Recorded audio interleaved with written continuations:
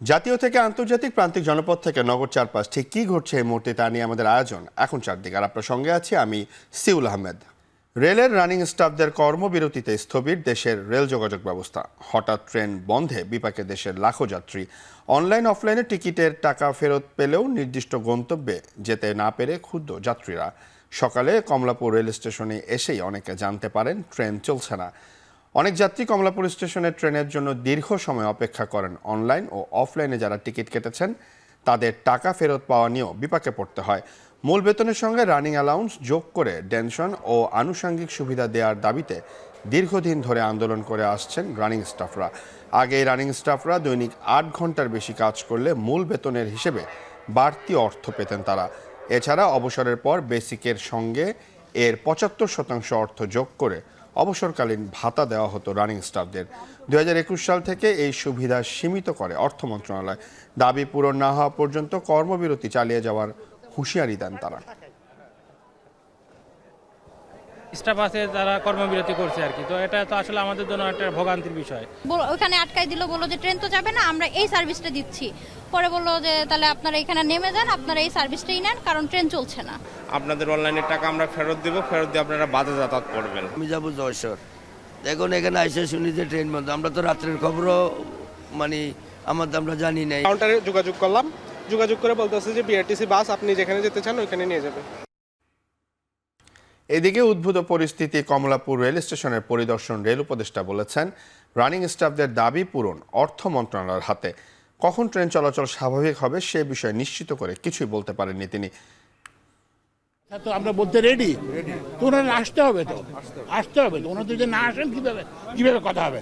এবং এটা ছাড়াও কিন্তু আমরা, তারা যেহেতু আসছেন না, আমরা রেলের কর্মচারীদেরকে তাদের কাছে, রেলের অফিসারদেরকে তাদের কাছে পাঠিয়েছি। আমরা আলোচনা চলতেছে, আমরা আশাবাদী যে এটা শীঘ্রই শুরু হবে। অর্থ উপদেষ্টা বলেছেন রেলওয়ের রানিং স্টাফদের ওভারটাইম সহ কিছু বিষয়ে ৮-১০ দিন আগেই বরাদ্দ দেওয়া হয়েছে। নতুন করে আর অর্থ বরাদ্দ দেওয়া সম্ভব নয়। দুপুরে সচিবালয়ের সরকারি ক্রয় সংক্রান্ত উপদেষ্টা কমিটির বৈঠক শেষে কথা বলেন অর্থ উপদেষ্টা। রেলের কিছু ইসে ছিল, তাদের কিছু কর্মচারীদের আমরা বেশ কয়েকদিন আগেই আমাদের তাদের যৌক্তিক যে সেগুলো আমরা দিয়েছি। তারপরে তারা কেন করেছে এটা তাদের ব্যাপার। কারণ হয় কি, প্রত্যেকেরই দাবি দেওয়া, একাধিক দাবি দেওয়া থাকে, তাই না? তারা বলেছে এই দিতে হবে, ওভারটাইম অ্যালাউন্স দিতে হবে, পেনশন। আমরা যতটুকু আমাদের সম্পদের ইসেতে আমরা বলেছি, অন্যরা সংস্থা আমরা যেভাবে দিচ্ছি আমরা দিয়েছি। রানিং স্টাফদের কর্মবিরতির কারণে চরম বিপাকে পড়েছেন সারা দেশের রেলওয়ে যাত্রীরা। চাপ বেড়েছে বিভিন্ন বাস কাউন্টারে। এ বিষয়ে বিস্তারিত জানাতে কমলাপুর রেল স্টেশন থেকে যুক্ত হচ্ছেন দেবরাজ দেব, চট্টগ্রাম রেলওয়ে স্টেশন থেকে যুক্ত হচ্ছেন ফয়সাল করিম, এছাড়া রাজশাহী শিরোইল বাসস্ট্যান্ডে রাকিবুল হাসান এবং কক্সবাজারের ডলফিন মোড়ে আছেন সহকর্মী মনতোষ। বিস্তারিত জানাতে যুক্ত হচ্ছি তাদের সঙ্গে। দেবরাজ, কখন এই সংকটের সমাধান হতে পারে? এখনও কি যাত্রীরা স্টেশনে আসছে?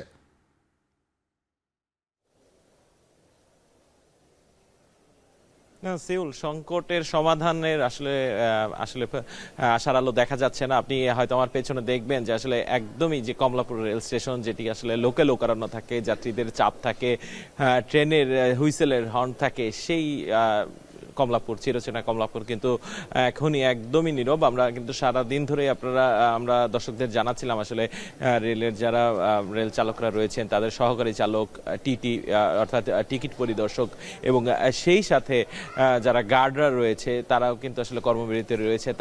তাদের যে দাবিটি, সেই দাবিটি হচ্ছে মাইলেজের ভিত্তিতে তাদের আসলে যে পারিশ্রমিক, সেই পারিশ্রমিক প্রাপ্তির ব্যাপারে।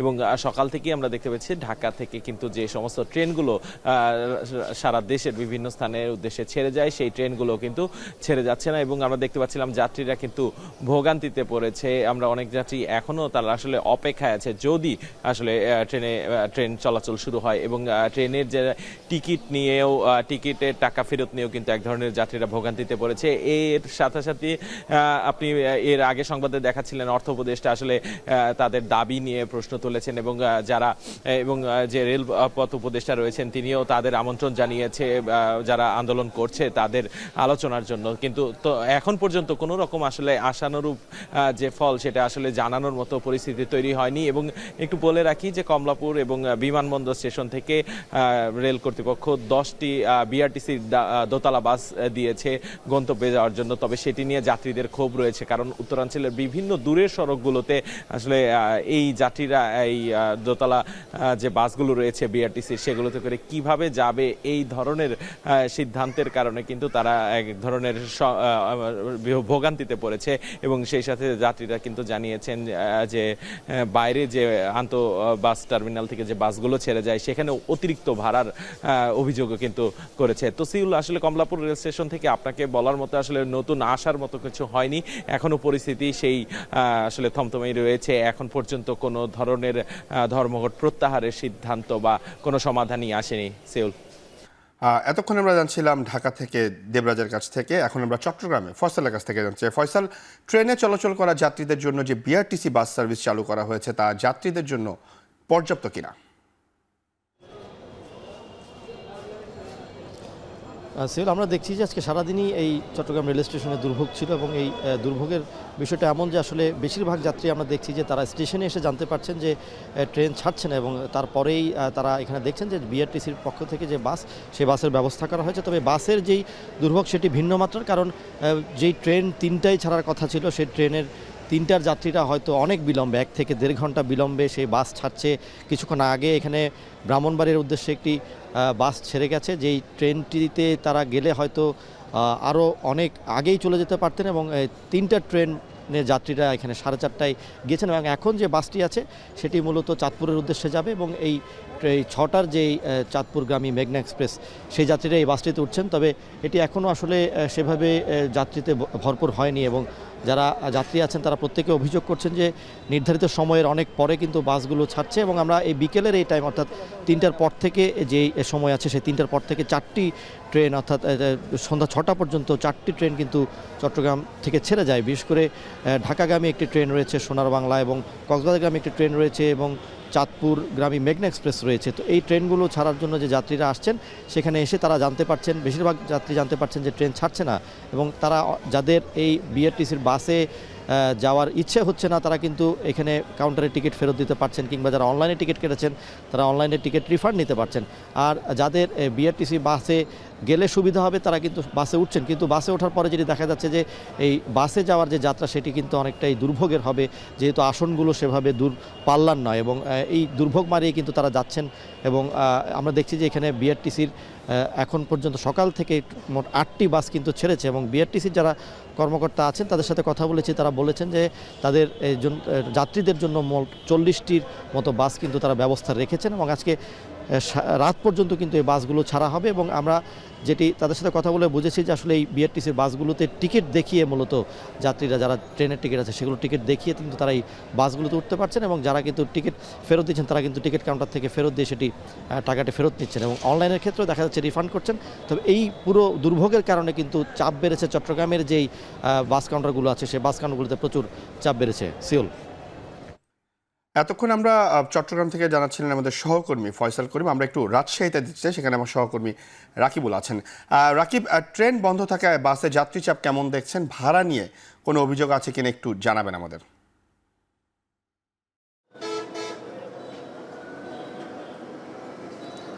শিউল, আসলে সকাল থেকে রাজশাহীতে থেকে ঢাকা এবং অন্যান্য আন্তনগর রুটে 7টি ট্রেন আসলে বন্ধ আছে এবং 7টি ট্রেনের প্রায় 5,000-এর ওপরে যাত্রী।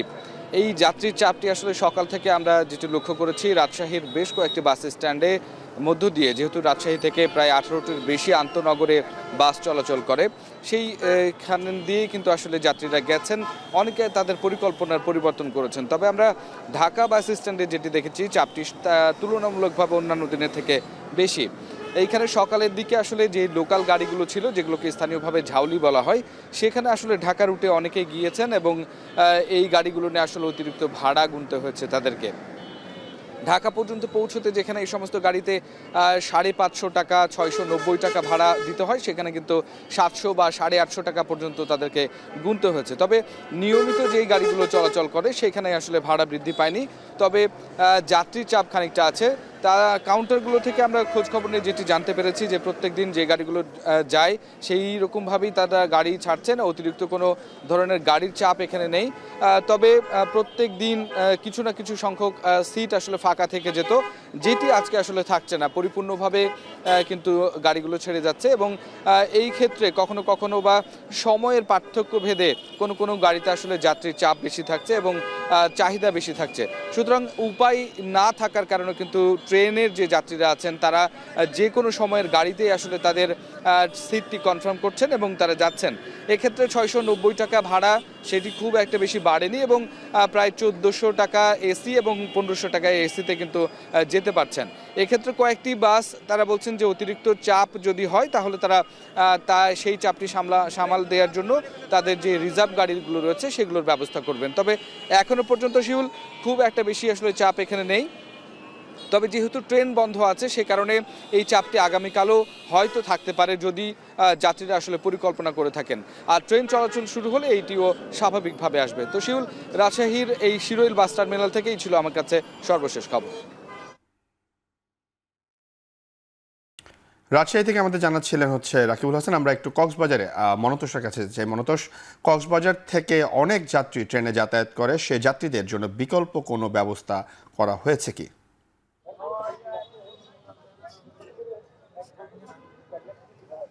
কক্সবাজার থেকে প্রতিদিন 3000-এর মতো যাত্রী কক্সবাজারের ঢাকা রুটে কিংবা কক্সবাজার চট্টগ্রাম রুটে যাতায়াত করে থাকেন। মূলত এই মুহূর্তে 3টি ট্রেন প্রতিদিন যাতায়াত করে। কক্সবাজার ঢাকা রুটে 2টি ট্রেন এবং কক্সবাজার চট্টগ্রাম রুটে অস্থায়ী ভিত্তিতে একটি ট্রেন বর্তমানে চলাচল করছে। এগুলো আগামী 1 ফেব্রুয়ারি থেকে চট্টগ্রাম কক্সবাজার রুটেও আরো 2টি ট্রেন যুক্ত হওয়ার কথা ছিল। যেহেতু আজকে রেলওয়ের রানিং স্টাফদের কর্মবিরতি চলছে, এই কর্মবিরতির কারণে কিন্তু যেহেতু ট্রেন চলাচল বন্ধ রয়েছে, এর চাপ পড়েছে বাস কাউন্টারগুলোতে। আমরা দেখছি যে পর্যটকরা যেখানে কক্সবাজারে এসেছেন যারা, তারা কিন্তু বিকল্প হিসেবে বাস কাউন্টারগুলোতে ভিড় করছেন এবং এখানে মূলত বাস কাউন্টারগুলোতে তারা ভিড় করছেন এবং এখানেও আমরা দেখছি যে স্বাভাবিক অন্যান্য যে দিনের তুলনায় মূলত বৃহস্পতিবারে এখানে চাপটা বেশি থাকে। আজকেও সেই চাপটা, বৃহস্পতিবারের যে চাপ কিংবা শুক্রবারের যে চাপ পর্যটকদের বাস কাউন্টারগুলোতে কিংবা ট্রেনগুলোতে থাকে, সেই চাপ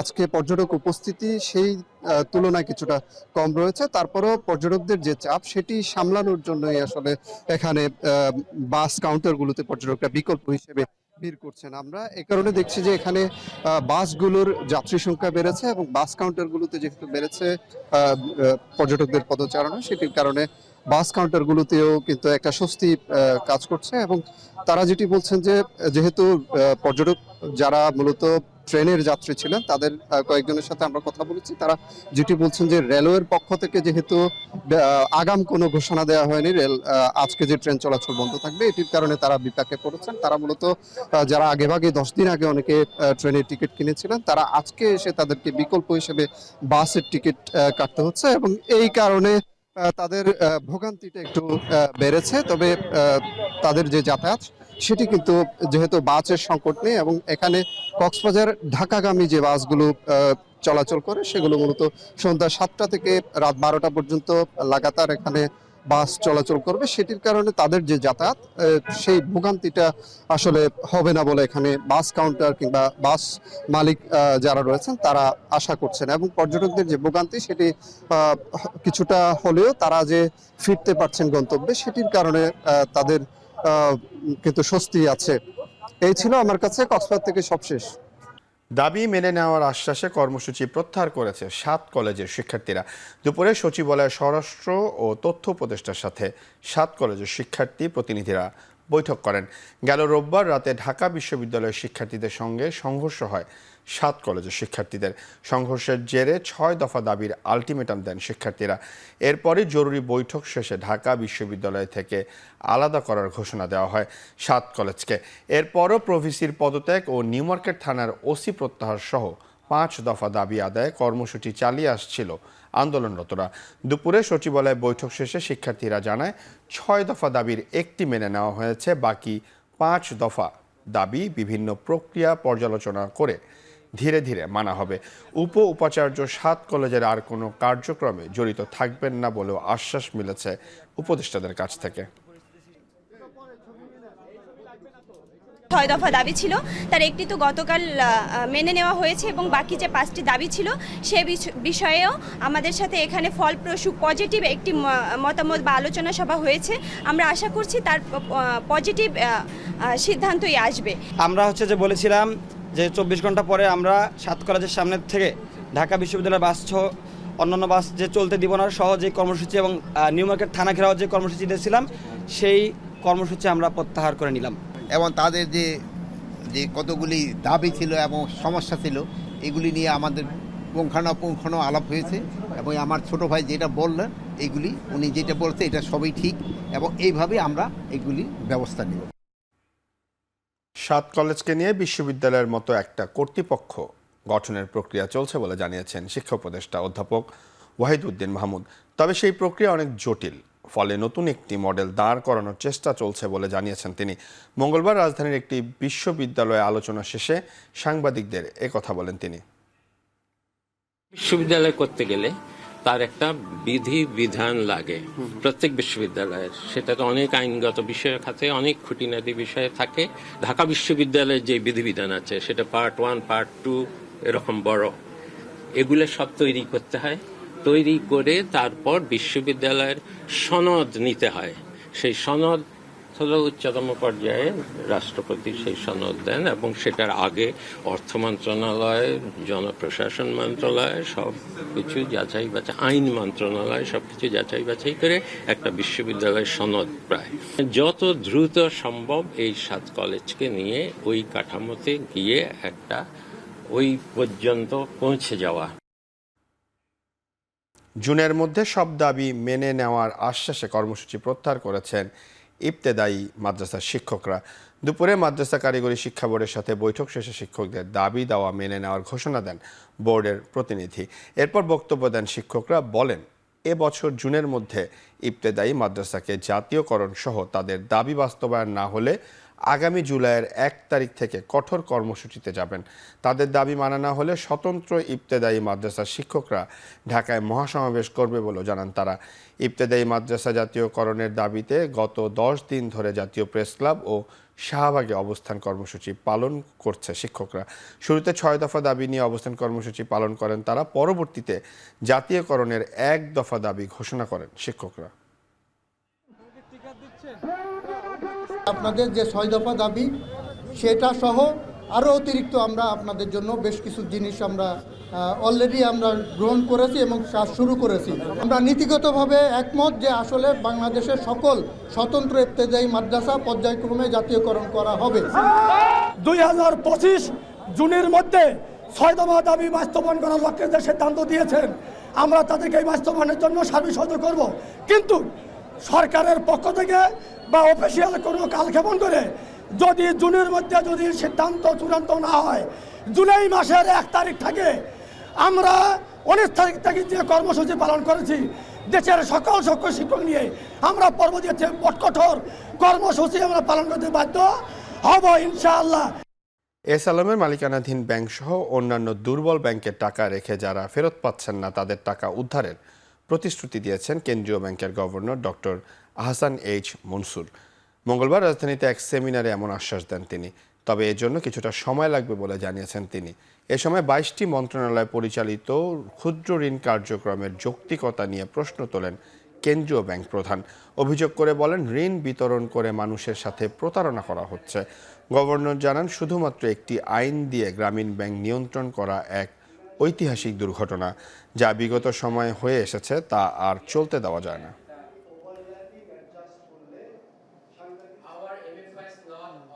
কিস্তি আদায়ের ব্যাপারে যখন বন্যা হয় বা কোনো ধরনের প্রাকৃতিক দুর্যোগ হয়, কিস্তি নিয়ে প্রশ্ন স্বাভাবিকভাবে ওঠে। রাজনৈতিক কারণে, সামাজিক এবং ন্যায়সঙ্গত কারণে কিস্তিকে সাময়িকভাবে বন্ধ করে রাখা হয়। এটা হয়তো পরিবর্তন করা সম্ভব হবে না, কারণ এটা সময়ের এবং ওই মুহূর্তে কিস্তি দেওয়ার কথা বলাটা অমানবিক। কাজেই যেটাকে দেখতে হবে আমাদের সেটা হচ্ছে যে এটার যে impact on the micro credit institution, সেই ইম্প্যাক্টটাকে কীভাবে মিটিগেট করা যায়। অর্থাৎ সোর্স অফ ফান্ড যেটা আসছে, যেটা নিজেদের ফান্ড, সেটা নিয়ে সেরকম অসুবিধা হওয়ার কথা না। আপনাদের একটা বড় অ্যাডভান্টেজ হচ্ছে আপনাদের একটা বড় ফান্ড হচ্ছে নিজেদের রিটেইন ইনকাম। রিটেইন ইনকাম থেকে ওই লসটা কিছু আসে যায় না তেমন। কিন্তু যে লসটা আমি ব্যাংক থেকে নিয়েছি সেই ক্ষেত্রেও একটা করেসপন্ডিং একটা মনিটরিয়ামের ব্যবস্থা করা, সেটা আমরা চিন্তা করবো আগামীতে। আগামী জাতীয় সংসদ নির্বাচনের আগে সংস্কারের জন্য কম সময় পাওয়া যাচ্ছে বলে জানিয়েছেন প্রধান নির্বাচন কমিশনার এএমএম নাসিরউদ্দিন। ইইউ রাষ্ট্রদূতের সঙ্গে বৈঠক শেষে কথা বলেন তিনি। ইইউ রাষ্ট্রদূত মাইকেল মিলারের সঙ্গে বৈঠকে পরবর্তী নির্বাচনের নানা দিক নিয়ে আলোচনা হয়েছে বলে জানিয়েছেন সিইসি। সুষ্ঠু নির্বাচনের অনুষ্ঠানে সব ধরনের সহায়তা দেওয়ার আশ্বাস দিয়েছে ইইউ। এ সময় সিইসি আরও বলেন, গ্রহণযোগ্য নির্বাচনের জন্য সব ধরনের প্রস্তুতি নেওয়া হবে। নির্বাচন কমিশনের স্বাধীনতা যেন কোনোভাবেই ক্ষুণ্ণ না হয় সে ব্যাপারে জোর তাগিদ দিয়েছে ইইউ রাষ্ট্রদূত Michael Miller. I have come with a message of support for the reform ambitions of the interim government, for the holding of elections in a transparent manner in line with international standards, and also to ask the Chief Election Commissioner what the European Union can do to support him and Bangladesh at this extremely important moment. বাংলাদেশের এই অগ্রযাত্রায় ওনারা সাহায্য করতে প্রস্তুত, সব ধরনের সহায়তা ওনারা দিতে প্রস্তুত। ওনারা চান যে এটা ডেমোক্রেটিক ট্রানজিশনটা হোক, এবং হলে এই পথে আমাদের যত রকমের সহায়তা দরকার, they have assured us যে they will be with us in this process. আগামী জাতীয় নির্বাচন ও সংস্কার প্রক্রিয়া নিয়ে ব্রাজিলের রাষ্ট্রদূত পাওলো ফার্নান্দো দিয়াস ফেরেজের সাথে আলোচনা হয়েছে বলে জানিয়েছেন বিএনপির স্থায়ী কমিটির সদস্য আমির খসরু মাহমুদ চৌধুরী। সকালে গুলশানে বিএনপির প্রতিনিধি দলের সাথে ব্রাজিলের রাষ্ট্রদূতের সাক্ষাৎ শেষে একথা জানান তিনি। বৈঠকে দুদেশের সম্পর্ক উন্নয়ন, কৃষিখাতে পারস্পরিক সহযোগিতা নিয়ে আলোচনা হয়। আগামীতে দুদেশের মধ্যে চিনি, পাট, গবাদি পশু ও মাংস আমদানি রপ্তানি ছাড়াও দেশের ফুটবলের গুণগত মান উন্নয়নে ব্রাজিল থেকে কোচ এনে প্রশিক্ষণের বিষয়ে আলোচনা হয়েছে বৈঠকে।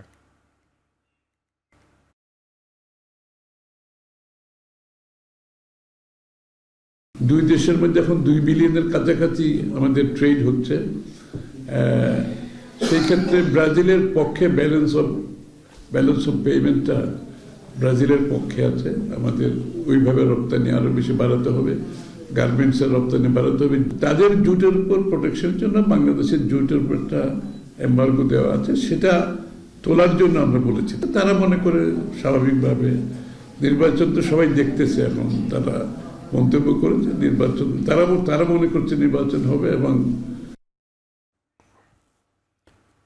এদিকে অন্তর্বর্তী সরকার জামায়াত সমর্থিত সরকার কিনা এমন প্রশ্ন তুলেছেন বিএনপির সিনিয়র যুগ্ম মহাসচিব রুহুল কবির রিজভী।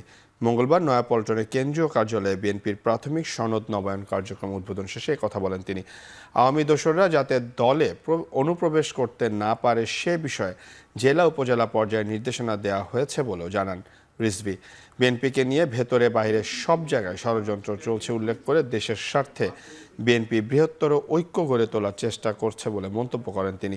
এ সময় দল থেকে বহিষ্কৃতরা সদস্যপদ নবায়নের আওতায় আসবে না বলেও জানান রুহুল কবির রিজভী। দলের প্রাথমিক সদস্যপদ নবায়ন আমাদের কার্যক্রম এবং রাজনৈতিক কর্মকাণ্ডগুলো যাতে অনেক স্বচ্ছ হয়, এবং এখানে কোনো দিক থেকেই যাতে দোসররা ঢুকতে না পারে বা কোনো ধরনের অপপ্রচার বা অপতথ্য, যেটা আপনারাও দেখতে পাচ্ছেন দেশ বিদেশ থেকেও ছড়ানো হচ্ছে, সেগুলো যাতে করতে না পারে, এই সব পদগুলো বন্ধ করার জন্য এই নবায়ন কার্যক্রমটা অনেকখানি গুরুত্বপূর্ণ বলে আমরা মনে করি। বিভিন্ন কর্মসূচি ও আন্দোলনে অংশ নেয়া জুলাই অভ্যুত্থানে আহত ও শহীদ পরিবারকে যারা হুমকি দিচ্ছে তাদের বিরুদ্ধে আইনি ব্যবস্থা নেয়ার কথা জানিয়েছেন ভুক্তভোগীরা। দুপুরে 7 দফা দাবিতে শাহবাগে অবস্থান কর্মসূচিতে একথা বলেন তারা।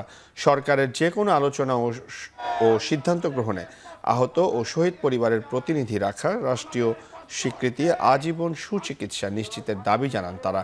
এ সময় বক্তারা বলেন, আহত ও শহীদ পরিবার সরকার বিরোধী নয়, যৌক্তিক দাবি পূরণে এ অবস্থান কর্মসূচি। এটা খুব দুঃখজনক ব্যাপার আমাদের জন্য ছিল। আমরা দুইজনই আহত ছিলাম। আমাদের আহতরা যারা এত পরিশ্রম করছে, এত রক্ত রাস্তায় দিয়েছেন, তাদেরকে আবার সেই রাস্তায় দাঁড়াইতে হয়, এটা খুব দুঃখজনক ব্যাপার আমাদের জন্য।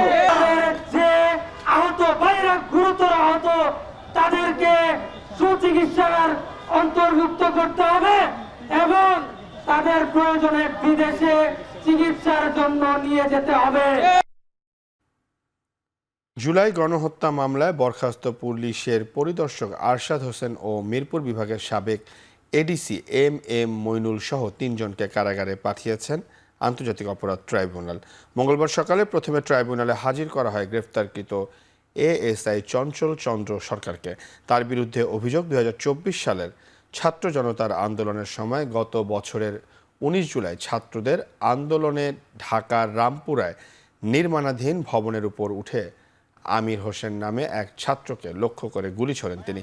তবে এ ঘটনায় ভাগ্যক্রমে বেঁচে যান আমির হোসেন। এরপর দুপুরে একটু পরে ট্রাইব্যুনালে নিয়ে আসা হয় জুলাই গণহত্যার মামলায় বরখাস্তকৃত পরিদর্শক আরশাদ হোসেন ও মিরপুর বিভাগের সাবেক এডিসি এম মইনুলকে। প্রসিকিউটর কাজী তামিম বলেন, তাদের 3 জনের বিরুদ্ধেই অভিযোগের সত্যতা পেয়েছে তদন্ত সংস্থা। ট্রাইব্যুনাল 3 জন অভিযুক্তকেই গ্রেফতার দেখিয়ে জেল হাজতে পাঠানোর নির্দেশ দেন। শুনানির পরবর্তী তারিখ ধার্য করা হয় আগামী 23 ফেব্রুয়ারি ও 24 ফেব্রুয়ারি। বৈষম্য বিরোধী ছাত্র আন্দোলনের সময় একজন ছাত্রকে যে মুখ চেপে ধরেছিল, এই ছবিটি সব জায়গায় ছড়িয়ে গিয়েছিল। সেই পুলিশ অফিসার ছিলেন আরশাদ। তাকে আজকে গ্রেফতার করে ট্রাইব্যুনালে হাজির করা হয়েছে এবং গ্রেফতারের পর তাকে জেল হাজতে প্রেরণ করা হয়েছে। পরবর্তী তারিখ 23/2/2025। এটি চাংখারপুলের একটি ঘটনা। আরেকটি মামলায় চঞ্চল চন্দ্র সরকার, তাকেও গ্রেফতারপূর্বক আজকে ট্রাইব্যুনালে হাজির করা হয়েছিল রামপুরা এবং বাড্ডায়। এই ঘটনাটি ঘটেছিল কার্নিশের সাথে ঝুলন্ত এক নিরীহ 18 বছর বয়স্ক ব্যক্তিকে যে বারবার গুলি করছিল, সেটাও আমরা দেখেছি। সেই গুলিকারী ব্যক্তি চঞ্চল চন্দ্র সরকার, তাকে গ্রেফতার করে আজকে ট্রাইব্যুনালে হাজির করা হয়েছিল। এই মামলার পরবর্তী তারিখ 24 মার্চ 2025।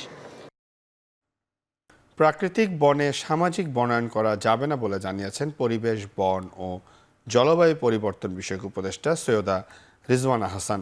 মধুপুরগড়ের শালবন পুনরুদ্ধারে আগারগাঁও ভবনে আয়োজিত কর্মশালায় যোগ দিয়ে তিনি একথা বলেন। তিনি আরও বলেন, পরিবেশের ভারসাম্য রক্ষার দায়িত্ব সকলের। কৃষকের অধিকার বন বিভাগকে নিশ্চিত করতে হবে।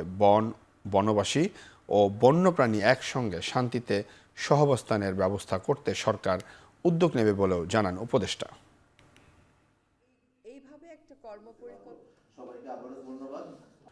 খুলনায় বিএনপির রাষ্ট্র কাঠামো মেরামতের 31 দফা জনসম্পৃক্তি প্রশিক্ষণ কর্মশালা অনুষ্ঠিত হচ্ছে। সেখানে ভার্চুয়ালি বক্তব্য রাখছেন দলটির ভারপ্রাপ্ত চেয়ারম্যান তারেক রহমান। সরাসরি চলে যাচ্ছে সেখানে। এবং সরকার গঠন করলে এরাই মানুষের জন্য এবং দেশের জন্য কিছু করতে পারবে বলে মানুষের সেই আস্থা বা বিশ্বাসটা আছে। হয়তো অন্য কোনো দল যারা আছে এই মুহূর্তে মাঠে বা বাংলাদেশে, তাদেরকে হয়তো জিজ্ঞেস করতে পারে বা জিজ্ঞেস করে না অধিকাংশ ক্ষেত্রে। যেমন আরেকটি উদাহরণ দেই, এটি হয়তো কেউ কেউ একটু ভিন্নভাবে অন্যভাবেও এটাকে তুলে ধরতে পারেন, বাট আমি সহজ চোখে যা দেখি, কোনো এলাকায় যদি আপনি যান, আপনি সাধারণ ওই এলাকার সাধারণ মানুষকে যদি জিজ্ঞেস করেন, আচ্ছা এখানে বিএনপির নেতাকে, ঠাস করে আপনাকে নামটা বলে দিবে যে আচ্ছা অমুক অমুক অমুক বিএনপির নেতা। ঠিক একইভাবে পতিত যে স্বৈরাচার, পলাতক যে স্বৈরাচার, তাদের যে দল, তাদের দলের নাম জিজ্ঞেস করলেও হয়তো বলে দিবে মানুষ। আরো অনেক রাজনৈতিক দল আছে, সেই সব রাজনৈতিক দলের কারো নাম যদি জিজ্ঞেস করেন, তখন কিন্তু লোকজন একটু চিন্তা করবে, কে কে কে কে জানি এরকম চিন্তা করবে। এটা কি আপনারা একমত আমার সাথে এই ব্যাপারে? আচ্ছা, ঠিক আছে, একমত।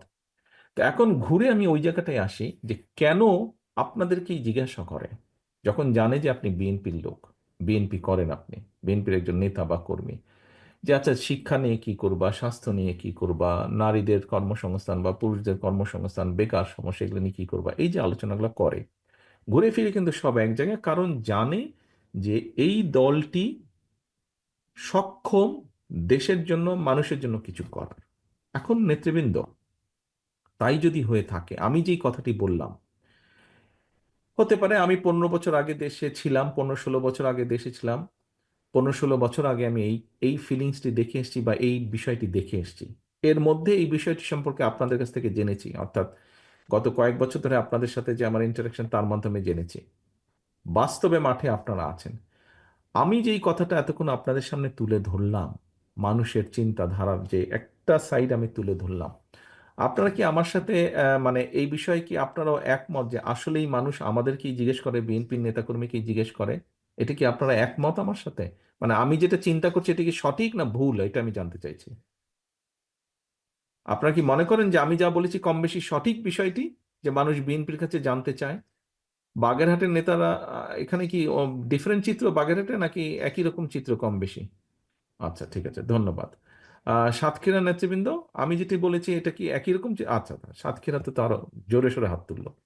এখন নেতৃবৃন্দ আসেন তাহলে, এই যে দেখেন আপনারা জিজ্ঞাসা করলেন, কেন জিজ্ঞাসা করলেন? যে মানুষ আপনাদের কাছে জানতে চায়, তারই রিফ্লেকশন হিসেবে আপনারা আজকে জিজ্ঞেস করলেন। মানুষ কেন জানতে চায়? মানুষ বিশ্বাস করে যে সম্ভাবনা কার বেশি আগামী দিনে দেশকে পরিচালনা করা।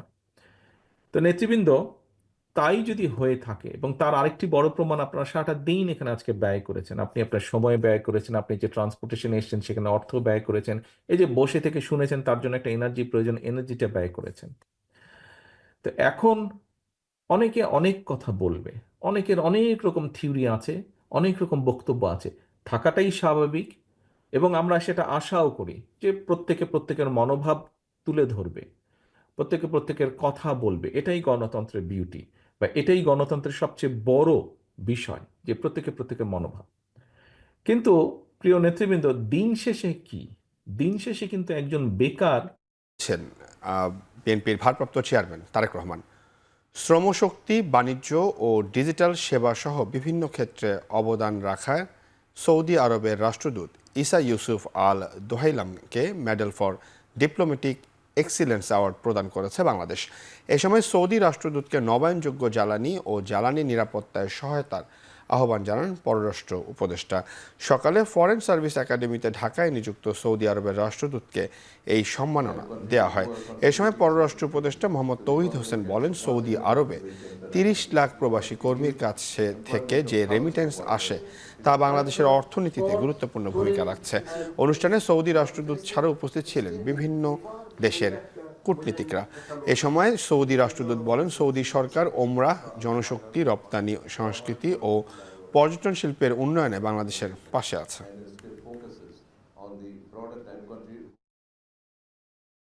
Open in trade and investment, Bangladesh has successfully attracted significant Saudi investment, including projects by Aqua Power, Red Sea Gate International Company, and companies in pharmaceutical, ready-made garments, food, cultural, and agriculture, and many other sectors. Saudi Arabia playing a vital role in the kingdom's economy while contributing to Bangladesh's development through remittances. Saudi Arabia's forward-looking investment in Bangladesh, renewable energy and finance have further solidified this bond. Together, we have pursued critical initiatives to ensure energy security and promote peace. আম জনতার দল নামে নতুন রাজনৈতিক দলের আত্মপ্রকাশ ঘটেছে। দলটির নেতৃত্ব দেবেন অবসরপ্রাপ্ত কর্নেল মিয়া মশিউজ্জামান। মঙ্গলবার পল্টনে কেন্দ্রীয় কার্যালয়ের সংবাদ সম্মেলনে দলের নেতারা বলেন, গণ অধিকার পরিষদ প্রতিষ্ঠাকাল থেকেই মানুষের অধিকার নিয়ে কাজ করে যাচ্ছে। অপরাজনীতির বিরুদ্ধে সক্রিয় আছে রাজপথে। তবে রেজা কিবরিয়ার নেতৃত্বে দল ভাগ হয়ে যাওয়ার পর দুই অংশের নাম একই হওয়ায় ভুল বোঝাবুঝি সৃষ্টি হচ্ছিল। তাই এখন থেকে গণ অধিকার পরিষদের এক অংশের নাম হবে আম জনতার দল। কাছাকাছি দুই দলের একই নাম হয় আমাদের মধ্যে ভুল বোঝাবুঝি ও অনাকাঙ্ক্ষিত দ্বন্দ্বের সৃষ্টি হচ্ছিল। আগ্রাসন বিরোধী লড়াইকে আরও সুসংহত ও বিস্তৃত করতে আমাদের পূর্বের সহযোদ্ধাদের সাথে দ্বন্দ্ব তৈরি হয় এমন নাম পরিহার করতে আমরা পূর্বের নাম গণ অধিকার পরিষদের পরিবর্তন করে আম জনতার দল নাম। এবার আন্তর্জাতিক খবর। প্রায় 5 বছর বন্ধ থাকার পর আবারও সরাসরি ফ্লাইট চালু করতে যাচ্ছে ভারত ও চীন। আসছে গ্রীষ্ম থেকে তিব্বতে কৈলাস মানস সরোবর তীর্থযাত্রাও ফের শুরু হবে। সোমবার বেইজিংয়ে দুই দেশের পররাষ্ট্র সচিব পর্যায়ে দুদিনের বৈঠকে ঘোষণা আসে এই সিদ্ধান্তের।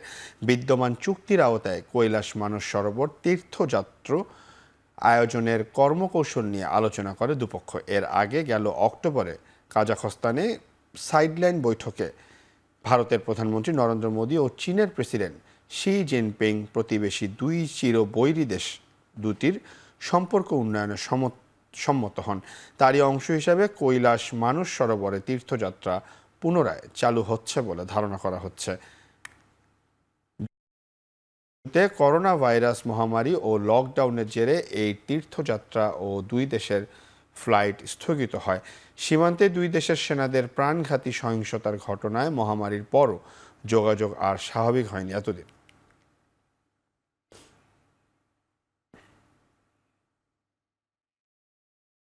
এক বছরের ব্যবধানে ২৬% রাজস্ব হারিয়েছে বোয়িং। শেয়ার প্রতি $2.৫ বেশি ক্ষতি গুনেছে প্রতিষ্ঠানটি, যা এক বছর আগেও ছিল মাত্র ৪৭ সেন্ট। সোমবার বছরের চতুর্থ প্রান্তিকের আর্থিক প্রতিবেদন প্রকাশ করে যুক্তরাষ্ট্রভিত্তিক বহুজাতিক প্রতিষ্ঠানটি। লন্ডন স্টক এক্সচেঞ্জ গ্রুপের তথ্য নভেম্বর পর্যন্ত ৩ মাসে $১,৬২১ কোটি আয় করেছে বোয়িং। গেল বছরের একই সময়ের তুলনায় এই অঙ্ক ২৬.৪% কম। বিগত ৮ প্রান্তিক ধরে পূর্বাভাসের চেয়েও ৪ গুণ বেশি ক্ষতির মুখে পড়েছে বোয়িং। চতুর্থ প্রান্তিকেও ক্ষতির আভাস ছিল $৪০০ কোটি। করোনা মহামারীর পর থেকে বিমানসহ বোয়িংয়ের বিভিন্ন পণ্য বিক্রিও কমেছে ৩৪% বেশি।